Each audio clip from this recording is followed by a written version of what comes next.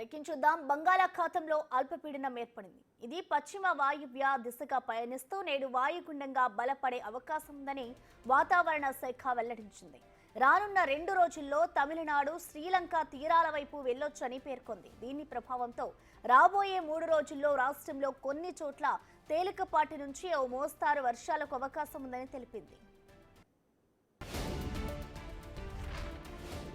బుధ, గురు, శుక్రవారాల్లో కోస్తాంధ్ర, రాయలసీమలోని కొన్ని ప్రాంతాల్లో భారీ వర్షాలు కురుస్తాయని అంచనా వేస్తోంది.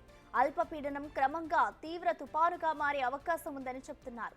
తర్వాత అల్పపీడనంగా బలహీనపడి తమిళనాడులో తీరం దాటుతుందని తెలుస్తోంది. వర్షాల నేపథ్యంలో రైతులు వ్యవసాయ పనుల్లో తగిన జాగ్రత్తలు తీసుకోవాలని విపత్తుల నిర్వహణ సంస్థ ఎండీ కూర్మనాథ్ తెలిపారు.